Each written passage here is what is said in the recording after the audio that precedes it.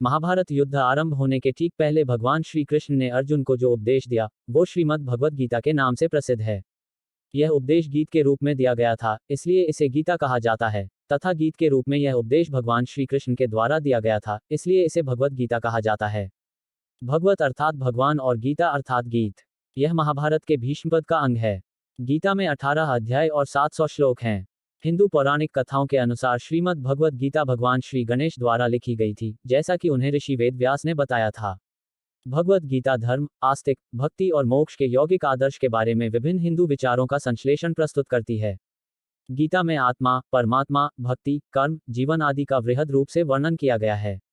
गीता से हमें यह ज्ञान मिलता है कि व्यक्ति को केवल अपने कर्म पर ध्यान देना चाहिए, साथ ही कर्म करते समय इस बात का ध्यान रखना चाहिए कि हम जो भी कर्म कर रहे हैं उसका फल हमें निश्चित ही प्राप्त होगा।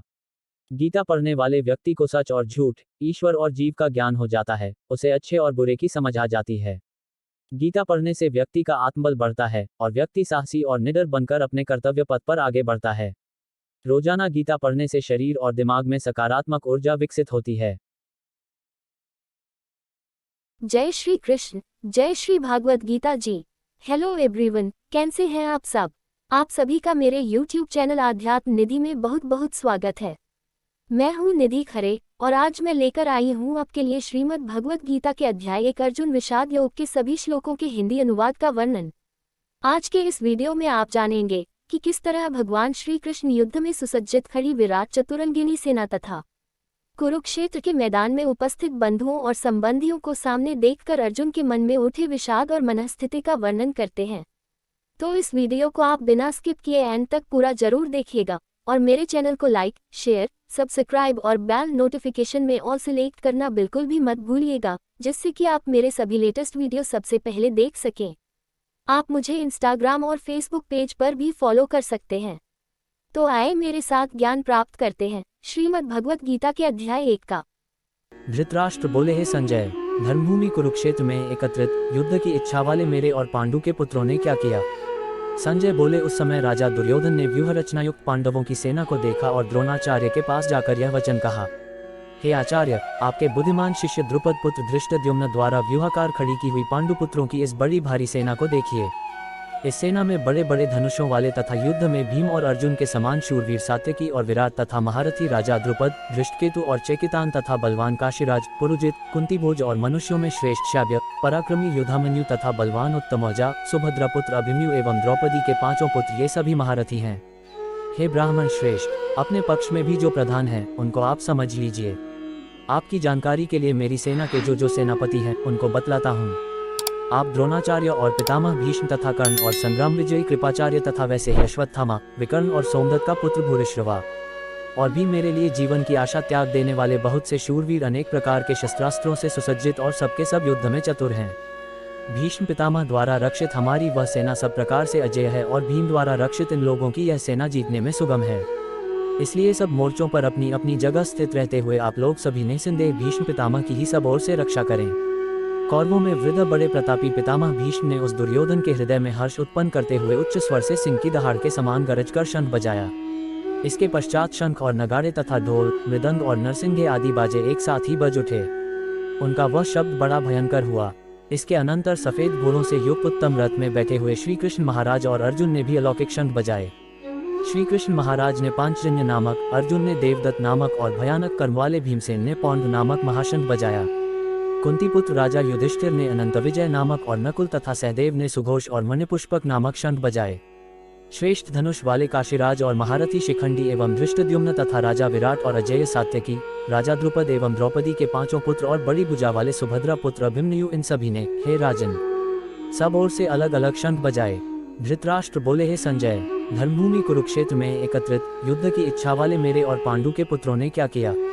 और उस भयानक शब्द ने आकाश और पृथ्वी को भी गुंजाते हुए धृतराष्ट्रों के अर्थात आपके पक्ष वालों के हृदय विदीर्ण कर दिए। हे राजन, इसके बाद कपिध्वज अर्जुन ने मोर्चा बांधकर डटे हुए धृतराष्ट्र संबंधियों को देखकर उस शस्त्र चलने की तैयारी के समय धनुष उठाकर ऋषिकेश श्री कृष्ण महाराज से यह वचन कहा, हे अच्युत, मेरे रथ को दोनों सेनाओं के बीच में खड़ा कीजिए और जब तक कि मैं युद्ध क्षेत्र में डटे हुए युद्ध के अभिलाषी इन विपक्षी योद्धाओं को भली प्रकार देख न लूं कि इस युद्ध रूप व्यापार में मुझे किन किन के साथ युद्ध करना योग्य है, तब तक उसे खड़ा रखिए। दुर्बुद्धि दुर्योधन का युद्ध में हित चाहने वाले जो ये राजा लोग इस सेना में आए हैं, इन युद्ध करने वालों को मैं देखूंगा।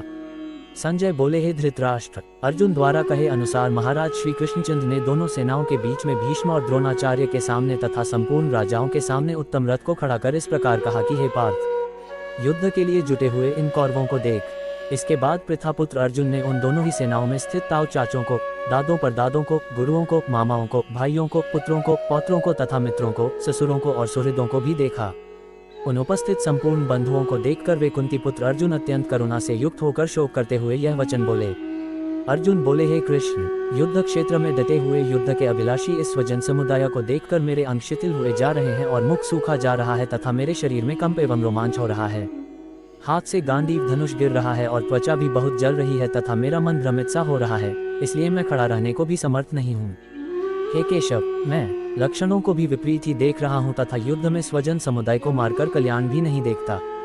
हे कृष्ण, मैं न तो विजय चाहता हूँ और न राज्य तथा सुखों को ही। हे गोविंद, हमें ऐसे राज्य से क्या प्रयोजन है अथवा ऐसे भोगों से और जीवन से भी क्या लाभ है। हमें जिनके लिए राज्य, भोग और सुखादि अभीष्ट हैं, वे ही ये सब धन और जीवन की आशा को त्याग कर युद्ध में खड़े हैं। गुरुजन, ताऊ चाचे, लड़के और उसी प्रकार दादे, मामे, ससुर, पौत्र, साले तथा और भी संबंधी लोग हैं। हे मधुसूदन, मुझे मारने पर भी अथवा तीनों लोगों के राज्य के लिए भी मैं इन सबको मारना नहीं चाहता, फिर पृथ्वी के लिए तो कहना ही क्या है। हे जनार्दन, धृतराष्ट्र के पुत्रों को मारकर हमें क्या प्रसन्नता होगी, इन आताइयों को मारकर तो हमें पाप ही लगेगा। अतएव हे माधव, अपने ही बांधव धृतराष्ट्र के पुत्रों को मारने के लिए हम योग्य नहीं हैं, क्योंकि अपने ही कुटुंब को मारकर हम कैसे सुखी होंगे। यद्यपि लोभ से भ्रष्टचित हुए ये लोग कुल के नाश से उत्पन्न दोष को और मित्रों से विरोध करने में पाप को नहीं देखते, तो भी हे जनार्दन, कुल के नाश से उत्पन्न दोष को जानने वाले हम लोगों को इस पाप से हटने के लिए क्यों नहीं विचार करना चाहिए। कुल के नाश से सनातन कुल धर्म नष्ट हो जाते हैं तथा धर्म का नाश हो जाने पर संपूर्ण कुल में पाप भी बहुत फैल जाता है।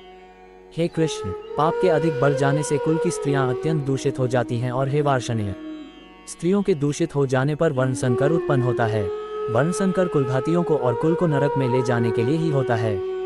लुप्त हुई पिंड और जल की क्रिया वाले अर्थात श्राद्ध और तर्पण से वंचित इनके पितर लोग भी अधोगति को प्राप्त होते हैं।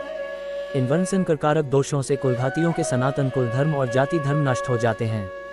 हे जनार्दन, जिनका कुल धर्म नष्ट हो गया है, ऐसे मनुष्यों का अनिश्चित काल तक नरक में वास होता है, ऐसा हम सुनते आए हैं। हाँ शोक, हम लोग बुद्धिमान होकर भी महान पाप करने को तैयार हो गए हैं, जो राज्य और सुख के लोभ से स्वजनों को मारने के लिए उद्यत हो गए हैं।